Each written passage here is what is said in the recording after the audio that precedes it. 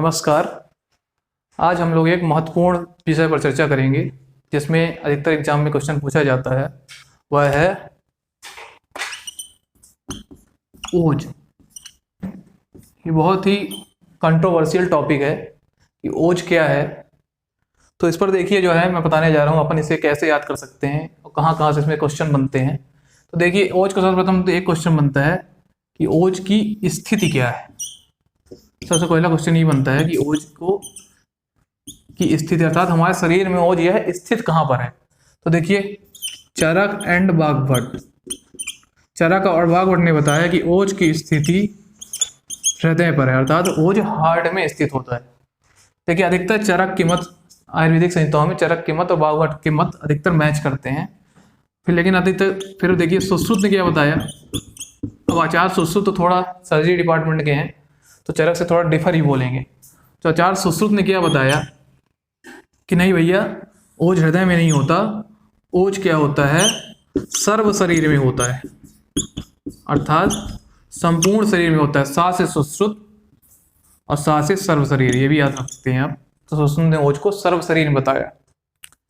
तो देखिए ये तक हो गया चरक और सुश्रुत के अनुसार। फिर एक स्थिति बनती है इन दोनों के टीकाकार है। देखिए चरक के टीकाकार और सुश्रुत के टीकाकार, दोनों के विशिष्ट टीकाकार है। तो चरक का विशिष्ट टीकाकार है चक्रपाणी, आचार्य चक्रपाणी, और सुश्रुत के विशिष्ट टीकाकार हैं आचार्य डल्हण। ये विशिष्ट टीकाकार हैं आचार्य डल्हण। तो इन्होंने थोड़ा बहुत ज्ञान दिया, थोड़ा बहुत बताया कि ठीक है कि ओज क्या होता है। तो इन्होंने बताया कि ओज के दो भेद होते हैं। चक्रपाणी ने बताया ये ओज के दो भेद किसने बताया? आचार्य चक्रपाणी ने बताया है कि पर ओज और अपर ओज। तो क्वेश्चन ये उठता है, एक जगह एग्जाम में आता है कि ओज के पर और अपर भेद किसने किए हैं। तो पर और अपर भेद किसने किए हैं? आचार्य चक्रपाणी ने किए हैं, जो चरक के टीकाकार हैं। जब चक्रपाणी ने कुछ बताया तो डल्हण भी क्यों कम रहे? तो डल्हण ने भी बताया कि नहीं भैया, उन्होंने बताया कि ओज अलग होता है और बल अलग होता है, अर्थात ओज और बल में जो डिफरेंस किया, ओज और बल में जो डिफरेंस किया वो आचार्य डल्हण ने किया। ध्यान रखना है कि ओज और बल में जो डिफरेंस है वो डिफरेंट डा से डल्हण याद रखिएगा। डिफरेंस बताया है वह आचार्य डल्हण ने बताया है और चक्रपाणी ने ओज और अपर ओज में भी अंतर किया। एक क्वेश्चन और होता है पर और अपर ओज की मात्रा। तो पर ओज की मात्रा देखिए 8 बिंदु बताई गई है, 8 बिंदु, और अपर ओज की मात्रा अर्ध अंजलि प्रमाण बताया गया है। एक क्वेश्चन ये भी ओज से आता है कि इसकी मात्रा क्या होती है। फिर हम देखते हैं और भी ओज को बताया गया है, थोड़ा कंट्रोवर्शियल टॉपिक है कि और भी ओज में क्या है। तो देखिए ओज को कुछ उन्होंने शुक्र की संज्ञा दी है, यानी शुक्र के समान बताया है।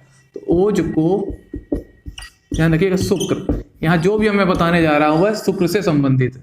तो ओज को शुक्र के समान, ध्यान रखिएगा, ओज को शुक्र के समान उपधातु, उपधातु का दर्जा मिला। मैंने आपको पहले बताया ओज को शुक्र के समान उपधातु का दर्जा मिला। तो क्या हुआ जब ओज को शुक्र के समान बता दिया गया तो क्या हुआ? जब शुक्र के समान उपधातु का, समान से मतलब क्या है? समान मतलब सा से सार हो गया, मां से मल हो गया, और ना से नाक से हमें ने लेना, अर्थात स्नेह लेना है। देखिए स्नेह में भी ना आ रहा है, ना से स्नेह, और उपधातु मतलब उपधातु, शुक्र की उपधातु। तो ये सब शुक्र से रिलेटेड था, शुक्र का सार, मल, स्नेह, उपधातु।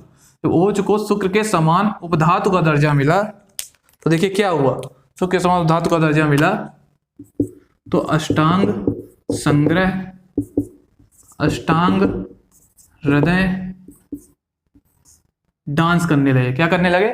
डांस करने लगे। जो कि दर्जा मिल रहा है, किसी को उपाधि मिल रही है, ओज को जब शुक्र के समान उपाधि मिली तो क्या करेंगे? खुशी मनाने लगे। तो अष्टांग संग्रह, अष्टांग हृदय क्या करने लगे? डांस करने लगे। डांस, तो हमें डा से क्या याद रखना है? डा से याद रखना है डल्हण, और सा से याद रखना है हमको सारंगधर।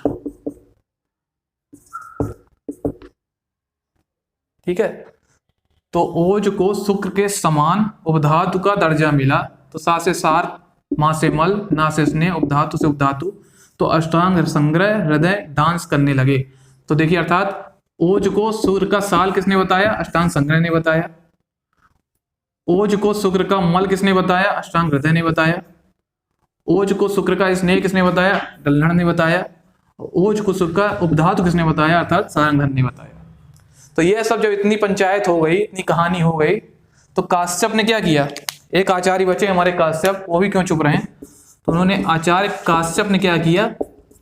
पंचायत बुला ली। पंचायत बता ली, पंचायत बुला ली। पंचायत बुला ली मतलब क्या हुआ? उन्होंने भी ओज को कुछ बताया, तो उन्होंने ओज को बता दिया ओज क्या होता है? पंचरस युक्त होता है। अर्थात ओज क्या होता है? पंचरस युक्त होता है। तो ये क्वेश्चन आता है एग्जाम में कि ओज को पंचरस युक्त किसने बताया? तो आचार्य काश्यप ने बताया। ठीक है, तो इससे आप ये याद कर लेंगे। और ओज से क्वेश्चन आता है सर्पी वर्णम मधुरसम लाजगंधी पचायते। अर्थात ओज जो होता है सर्पी के समान अर्थात घृत के समान वर्ण का होता है, मधु रस होता है, और लाजा के समान अर्थात लाई के समान इसमें गंध होता है। तो ओज में इतने क्वेश्चन बनते हैं और बड़ा कंट्रोवर्शियल टॉपिक है, तो इस प्रकार आप इसे याद कर सकते हैं।